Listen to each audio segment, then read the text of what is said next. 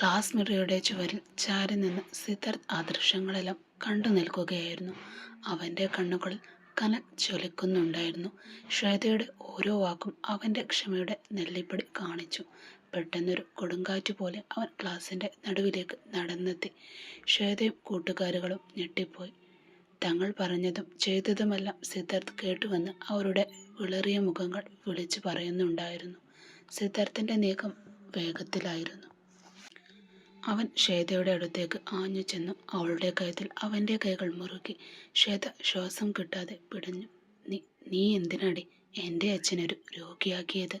പോരാഞ്ഞിട്ടിപ്പോൾ ഞാൻ ജീവനായി സ്നേഹിക്കുന്നവളെ കൂടി എന്നിൽ നിന്ന് അകറ്റാനാണോ നിന്റെ പ്ലാൻ? നശിച്ചവളെ, ഇനി മേലാൽ നിന്റെ നശിച്ച നാവ് ഇവളുടെ മേലെ പറഞ്ഞത് നിന്റെ നാവ് ഞാൻ പിഴുതെറിയും, കേട്ടോടി. സിദ്ധാർത്ഥിൻ്റെ ശബ്ദം ആ ക്ലാസ് മുറിയിൽ ഇടിമുഴക്കം പോലെ മുഴങ്ങിക്കേട്ടു.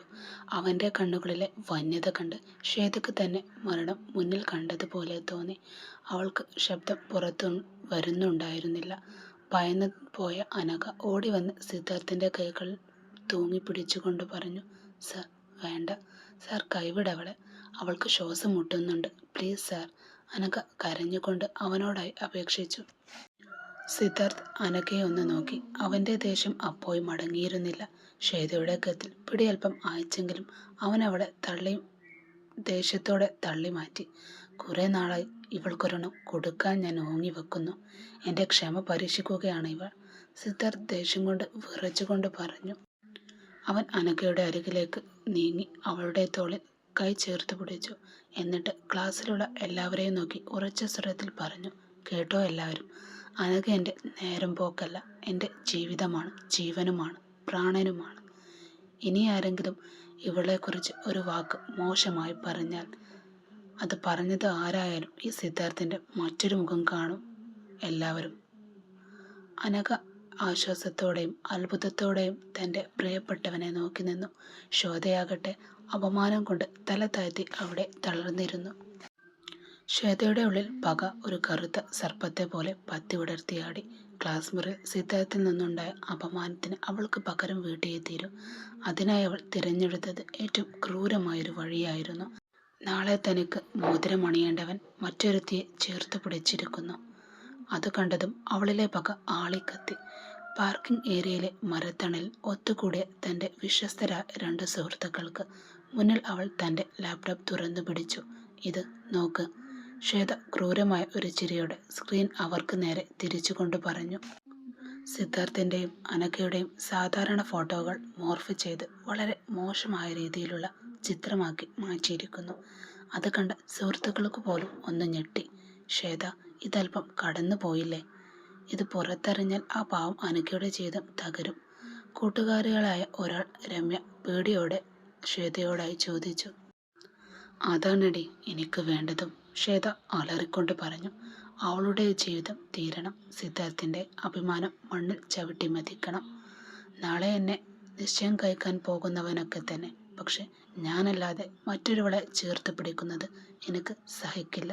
അവളും എൻ്റെ കൂട്ടുകാരി തന്നെയാണ്, പക്ഷെ അവളും മറന്നുപോയി ഞാൻ അവൾക്ക് ആരാണെന്ന്.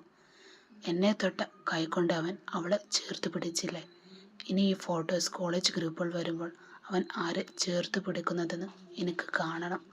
പക്ഷെ സിദ്ധാർത്ഥ് സാർ വെറുതെ ഇരിക്കില്ല, രമ്യ വീണ്ടും പറഞ്ഞു. അവൻ എന്തു ചെയ്യും? സൈബർ സെല്ലിൽ പരാതി കൊടുക്കുമോ? കൊടുക്കട്ടെ, ഈ അക്കൗണ്ടിൽ ഒന്നും നമ്മുടെ പേരില്ലല്ലോ ഉള്ളത്. നീ ഇത് നോക്കിക്കോ രമ്യ, നാളെ നേരം വെളുക്കുമ്പോൾ ഈ കോളേജിൽ അനഘയ്ക്ക് തലയുയർത്തി നടക്കാൻ കഴിയില്ല. സിദ്ധാർത്ഥിന് തൻ്റെ ജോലി രാജിവെച്ച് തന്നെ ഈ നാടും വിടേണ്ടി വരും. ശ്വേത തൻ്റെ പ്ലാൻ വിവരിച്ചു. മറ്റൊരു സുഹൃത്തായ വിഷ്ണുവിനെ നോക്കിക്കൊണ്ട് ശ്വേത പറഞ്ഞു, വിഷ്ണു, നീ ഈ ഫോട്ടോസ് ആരും തിരിച്ചറിയാത്ത ഫേക്ക് ഐഡികളിൽ നിന്ന് എല്ലാ ഡിപ്പാർട്ട്മെൻറ്റ് ഗ്രൂപ്പുകളിലേക്കും ഷെയർ ചെയ്യണം ഇപ്പോൾ തന്നെ. പ്രത്യേകിച്ചും സ്റ്റാഫ് ഗ്രൂപ്പുകളിൽ ഇത് എത്തണം. നാളെ പ്രിൻസിപ്പലിൻ്റെ മുറിയിൽ അവർ 2 പേരും വിചാരണയും ചെയ്യപ്പെടണം.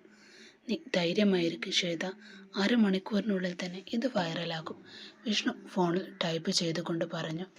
ശ്വേത ദൂരേക്ക് നോക്കി നിന്നു. അവളുടെ കണ്ണുകളിൽ ജയിച്ചവളുടെ ഭാവമായിരുന്നു അപ്പോഴും. സിദ്ധാർത്ഥ്, നിന്റെ പ്രണയം നാളെ ഈ കോളേജിൽ ഏറ്റവും വലിയ നാണക്കേടായി മാറും. നീ എന്നെ തള്ളിയതിന് കൊടുക്കുന്ന ഏറ്റവും വലിയ വിലയുമാണിത്. അനഘയും സിദ്ധാർത്ഥും ഈ ചതിക്കുഴികളെക്കുറിച്ച് അറിഞ്ഞിരുന്നില്ല. കോളേജിൻ്റെ ഡിജിറ്റൽ ചുവരുകളിൽ അവരുടെ അന്തസ്സിൻ്റെ ചോദ്യം ചെയ്യുന്ന ആ ചിത്രങ്ങൾ ഓരോ ഗ്രൂപ്പുകളിലായി പ്രത്യക്ഷപ്പെട്ട് അപ്പോഴേക്കും തുടങ്ങിയിരുന്നു.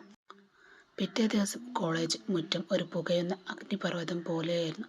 ഗേറ്റ് കടന്നു വന്ന അനഘയെ നോക്കി ഓരോരുത്തരും അടക്കം പറഞ്ഞു. ചിലർ അവളെ നോക്കി ചുയിഞ്ഞു നോക്കുന്നുണ്ട്, ചിലർ പുച്ഛത്തോടെ ചിരിക്കുന്നുണ്ട്, മറ്റു ചിലർ ഫോണിലെ ആ മോർഫ് ചെയ്ത ചിത്രങ്ങൾ നോക്കി അവളെ നോക്കി പരിഹസിച്ച് ചിരിച്ചു. കണ്ടോടി, ഇതാണ് പറഞ്ഞത്, വെളുക്കാൻ തേച്ചത് പാണ്ടായി എന്ന്. സാറിൻ്റെ പ്രിയപ്പെട്ടവളാണ് പറഞ്ഞു നടന്നവളുടെ പോക്ക് കണ്ടില്ലേ? ഇതൊക്കെയാണ് രണ്ടുപേരുടെയും മനസ്സിൽ. ഒരു പെൺകുട്ടി ഉറക്കെ പറഞ്ഞു. അനഘ തല താഴ്ത്തി വേഗത്തിൽ നടന്നു. എന്താണ് സംഭവിക്കുന്നതെന്ന് അവൾക്ക് മനസ്സിലായില്ല. തന്നെ നോക്കുന്ന നോട്ടങ്ങൾ, പരിഹാസങ്ങൾ എല്ലാം അവൾക്ക് വേദന വരുത്തി. പെട്ടെന്ന് ശ്വേത അവളുടെ മുന്നിൽ വന്നു നിന്നു. എന്താടി, ഇന്നലത്തെ ആ പ്രകടനം കഴിഞ്ഞപ്പോൾ ഇത്രയും വേഗം നീ ഫേമസ് ആകുമെന്ന് കരുതിയോ? നിന്റെയും നിന്റെ സാറിൻ്റെയും ലീലാവിലാസങ്ങൾ ഇപ്പോൾ നാട് മൊത്തം അറിഞ്ഞു. ഇനി എങ്ങോട്ടാ ഈ വെച്ച് പിടിക്കുന്നത്? പ്രിൻസിപ്പൽ തന്നെ തിരയുന്നുണ്ട്, വേഗം ചെല്ല്.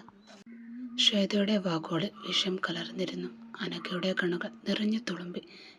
നീ എന്തൊക്കെയാ ശ്വേതയി പറയുന്നത്? എനിക്കൊന്നും മനസ്സിലാകുന്നില്ല. മനസ്സിലാക്കി തരാം, ദാ ഇത് നോക്ക്. ശ്വേത തൻ്റെ ഫോൺ അനഘയുടെ മുഖത്തിന് നേരെ നീട്ടി. ആ ചിത്രങ്ങൾ കണ്ടതും അനഘയുടെ കാലുകൾ ഇടറിപ്പോയി. അവൾ തളർന്ന് ആ തറയിലിരുന്നു പോയി. ചുറ്റും നിന്നവർ അവളെ നോക്കി ആർത്തു ചിരിച്ചു. കോളേജ് വരാന്തയിൽ ബോട്ടിട്ട ശബ്ദങ്ങൾ മുഴങ്ങിക്കേട്ടു. കാക്കി യൂണിഫോമിൽ ഗാംഭീര്യത്തോടെ കണ്ണുകളിൽ തീക്ഷ്ണതയുമായി രുദ്രൻ IPS നടന്നു വന്നു. നീങ്ങുമ്പോൾ ചുറ്റുമുള്ളവർ ഭയഭക്തി ബഹുമാനത്തോടെ അവന് വഴിമാറിക്കൊടുത്തു. സിദ്ധാർത്ഥിൻ്റെയും അനഘയുടെയും മോർഫ് ചെയ്ത ചിത്രങ്ങൾ വാട്സാപ്പിൽ പ്രചരിപ്പിക്കുന്ന ശിക്ഷയാണ് അവൻ വരുന്നത്. എല്ലാ തെളിവുകളും അവൻ്റെ കൈവശമുള്ള ഫയലിലുമുണ്ട്. പുറത്ത് വരാന്തയിൽ വിദ്യാർത്ഥികളുടെ അടക്കപ്പറച്ചിലുകൾ. രുദ്രൻ തൻ്റെ കയ്യിലുണ്ടായിരുന്ന ലാപ്ടോപ്പ് മേശപ്പുറത്തേക്ക് വെച്ച് ഫയലുകൾ ഓരോന്നായി നിവർത്തി തുടങ്ങി. പ്രിൻസിപ്പൽ രവിശങ്കറിൻ്റെ മുറിയിൽ അസ്വസ്ഥമായ നിശബ്ദത തളം കെട്ടി നിന്നു. മുന്നിൽ നിൽക്കുന്ന യുവ IPS ഓഫീസറുടെ മുഖത്തെ ഗാംഭീര്യം കണ്ട് അദ്ദേഹം അല്പം പരിഭ്രമിച്ചു പോയി. രുദ്രൻ, എന്താ ഇവിടെ? എന്താ ഇത്ര വലിയൊരു പോലീസ് സന്നാഹവുമായി വരാൻ കാരണം? രവിശങ്കരൻ മാഷ് ആകുലതയോടെ ചോദിച്ചു. രുദ്രൻ ഒരു കയ്പേറിയ ചിരിയോടെ തൻ്റെ ഫോൺ എടുത്തു. പറയാം സർ, എല്ലാം പറയാം. പക്ഷെ അതിനു മുൻപ് ഈ കോളേജിൻ്റെ സൽപ്പേരിന് കളങ്കമുണ്ടാക്കുന്ന ഈ കാഴ്ച ഒന്ന് കാണ്. അവൻ തൻ്റെ ഫോണിലെ വീഡിയോ പ്ലേ ചെയ്ത് മേശപ്പുറത്തേക്ക് നീക്കിവെച്ചു. സിദ്ധാർത്ഥിൻ്റെയും അനഘയുടെയും മോർഫ് ചെയ്ത ദൃശ്യങ്ങൾ കണ്ടതും പ്രിൻസിപ്പൽ ഞെട്ടിപ്പോയി. അദ്ദേഹത്തിൻ്റെ മുഖം വിളറി വെളുത്തു. ഈശ്വര, ആരാണ് സർ ഇത്രയും ക്രൂര സംഗതി ചെയ്തത്? രവിശങ്കർ വിറക്കുന്ന ശബ്ദത്തിൽ ചോദിച്ചു. രുദ്രൻ്റെ കണ്ണുകളിൽ അഗ്നി പടർന്നു. അത് ചെയ്തവരെ കണ്ടുപിടിക്കാനാണ് ഞാൻ വന്നത്. സാർ ഒന്ന് കഷ്ടപ്പെട്ട് ശ്വേതയും അവളുടെ കൂട്ടുകാരെയും ഒന്നിങ്ങോട്ട് വിളിക്കണം. അല്പസമയത്തിനധികം ശ്വേതയും കൂട്ടുകാരും ഓഫീസ് റൂമിലേക്ക് കയറി. ശ്വേതയുടെ നടപ്പിൽ ഇപ്പോഴും ആ പഴയ ധിക്കാരം തന്നെയാണ്. രുദ്രനെ അവിടെ കണ്ടപ്പോൾ അവളൊന്ന് പാളി. ഉള്ളിൽ ഭയങ്കര പേടിയുണ്ടെങ്കിൽ പുറത്തു കാട്ടാതെ അത് നിന്നു. മുഖത്ത് യാതൊരു ഭാവമാറ്റവും വരുത്താതെ തന്നെ അവൾ അവിടെ നിന്നു. രുദ്രൻ കസേരയിൽ നിന്ന് പതുക്കെ എഴുന്നേറ്റു. അവളുടെ ഓരോ ചലനവും അവൻ നിരീക്ഷിക്കുന്നുണ്ട്. എന്താണ് ഇതെല്ലാം ശ്വേത?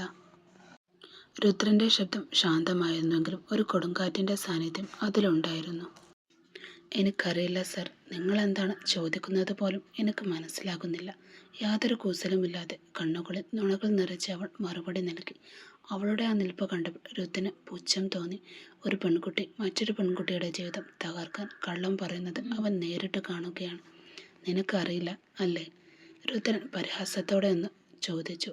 എന്നാൽ ശരി, നിനക്കെല്ലാം മനസ്സിലാക്കി തരാൻ ഞാൻ ഒരാളെ വിളിക്കാം. അവൻ ഇവിടെ എത്തുമ്പോൾ നിന്റെ അറിവില്ലായ്മ തനിയെ മാറിക്കോളും. രുദ്രൻ വാതിലിലേക്ക് നോക്കി ഗൗരവത്തോടെ വിളിച്ചു. കൊണ്ടുവരൂ അവനെ. വാതിൽ തുറന്ന് പോലീസ് ഉദ്യോഗസ്ഥർ വിഷ്ണുവിനെ അകത്തേക്ക് തള്ളിയതും ശ്വേതയുടെ കാലുകൾ വിറച്ചു. അവളുടെ മുഖത്തെ ചായം മുറുകി വീഴുന്നത് പോലെ രുദ്രന് തോന്നി. അരമണിക്കൂർ മുമ്പ് അവൾ വിഷ്ണുവിനെ രഹസ്യമായി അപ്പോഴും വിളിച്ചിരുന്നു. വിഷ്ണു, കാര്യങ്ങൾ കൈവിട്ടു പോവുകയാണ്. രുദ്രൻ IPS കോളേജിലെത്തിയിട്ടുണ്ട്. നീ ഇനി ഇവിടെ നിൽക്കണ്ട. ബാക്കി തരാമെന്ന് പറഞ്ഞ തുക, നിന്റെ 50,000 രൂപ ഞാൻ നിന്റെ അക്കൗണ്ടിലേക്ക് ഇപ്പോൾ തന്നെ ട്രാൻസ്ഫർ ചെയ്യാം. നീ നേരെ ബാംഗ്ലൂരിലേക്ക് വിട്ടോ. അവിടെ എവിടെയെങ്കിലും കുറച്ചു കാലം ഒളിവിൽ കഴിയണം. നീ ഫോൺ സ്വിച്ച് ഓഫും ചെയ്തേക്ക്. വിഷ്ണു പരിഭ്രമത്തോടെ തൻ്റെ ബാഗും പാക്ക് ചെയ്ത് ബസ് സ്റ്റാൻഡിലേക്ക് ഓടുകയായിരുന്നു. ശ്വേത അയച്ചപ്പോൾ മൊബൈലിൽ മെസ്സേജായി വന്നത് കണ്ടപ്പോൾ അവന് അല്പം ആശ്വാസം തോന്നി. ഇനി രക്ഷപ്പെടാം, അവൻ സ്വയം മന്ത്രിച്ചു.